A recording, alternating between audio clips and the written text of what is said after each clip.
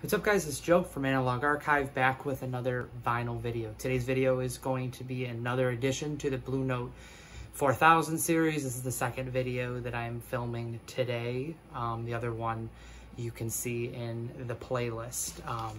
But the one they're talking about today is 4070.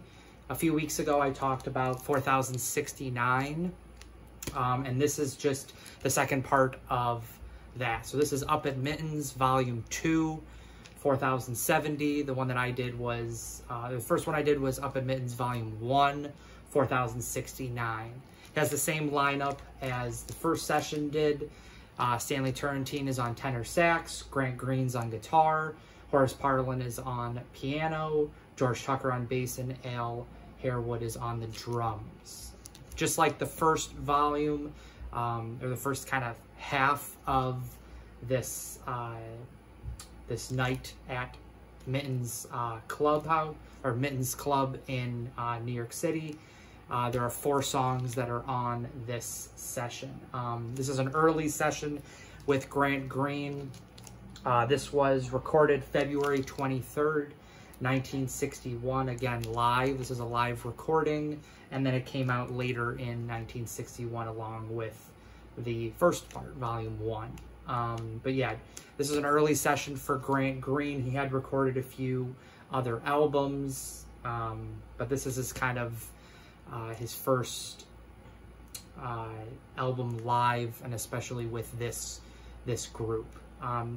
Turrentine, Parlin, Tucker, and Harewood had played together already on 4043, Speaking My Piece, which is a Horace Parlin led session that's already been done previously. So definitely check that out.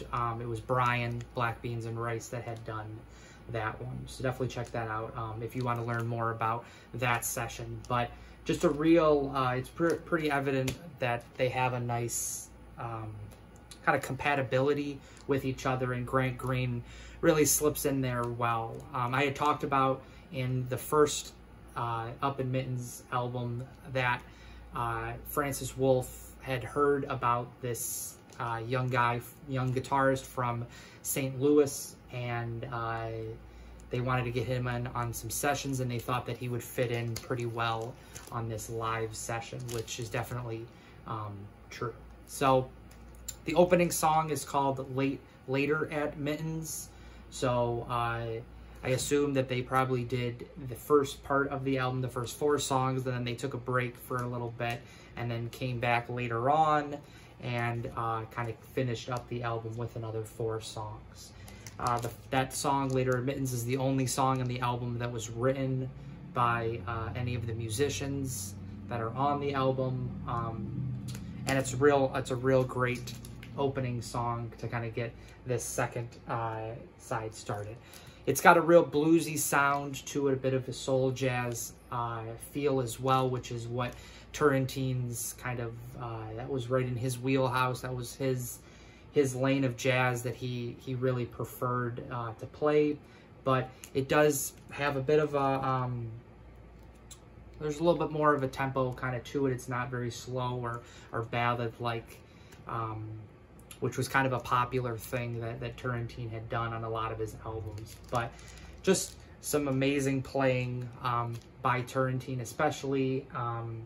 Grant Greene shows that even though he's real young, he really can hold his own and provides great solos, not just on the first song, but really throughout this album. And then Horace Parlin, a lot of people have discussed the fact that he, I believe he had polio when he was young, and he lost the function of his ring and pinky fingers, so he only had three fingers on his right hand to be able to play the piano with, so he had to kind of adapt his own style, and that's definitely true on this. It's a very, very chord-based style of playing the piano, which you hear on all the songs, but the opening song especially is very, tries to really get as many notes as he can into a single measure, which I think is very unique and definitely brings a different aspect to the album.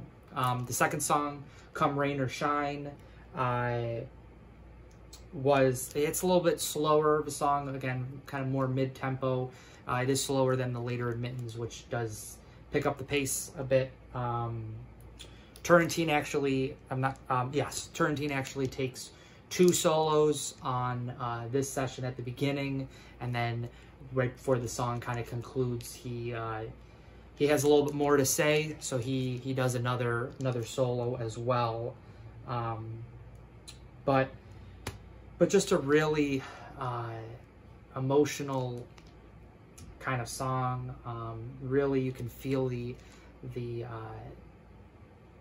passion that they have and really what they're trying to say through their instruments. And the Greene again provides a real great solo, and then Horace Parlan comes in and does more of the chords and also adds in that fast kind of set of notes, which really does sound good and shows his technical abilities are very high. Then that comes to the B-side. The opening song is called Love for Sale. That is a very, it starts out slower. You don't really know kind of what to expect from it. Stanley Turrentine starts gets it started with a bit of a slower playing style, and then after a few minutes, all of a sudden, the pace just picks up, and it's almost like a rapid pace, which is a great, I bet for anybody that was there listening to this album, or listening to that song, was just kind of had to really sit back in their chair, was probably blown away by just that change in tempo all of a sudden. And then the closing song is called Summertime,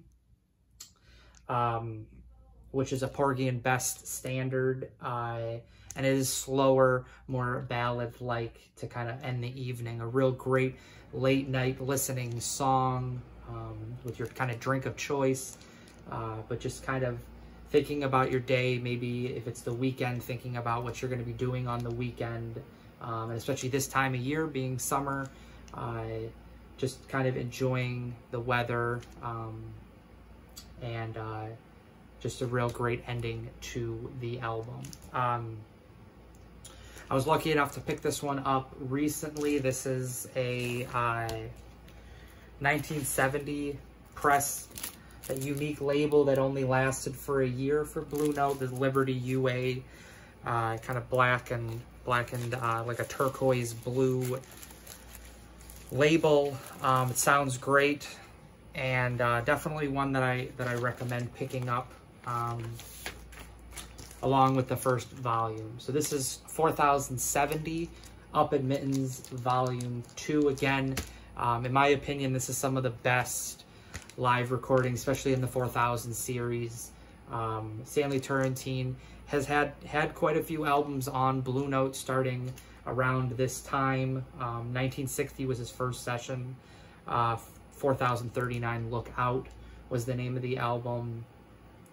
And he would kind of go on to have a few more albums throughout the 60s, did some stuff for Impulse, but some of his early Blue Note stuff, like this album along with Volume 1, is really enjoyable, and pairing that with Grant Greene, you don't really get to hear Grant Greene on the guitar on live albums, and a lot of these guys you really don't get to hear in general on live albums, but those two together are unbelievable. I definitely recommend that. So again, this is 4070 Up in Mittens Volume 2, and a great album that I definitely recommend. So thank you for watching. If you liked the video, please think about liking and subscribing, and I will see you in the next final video. Bye.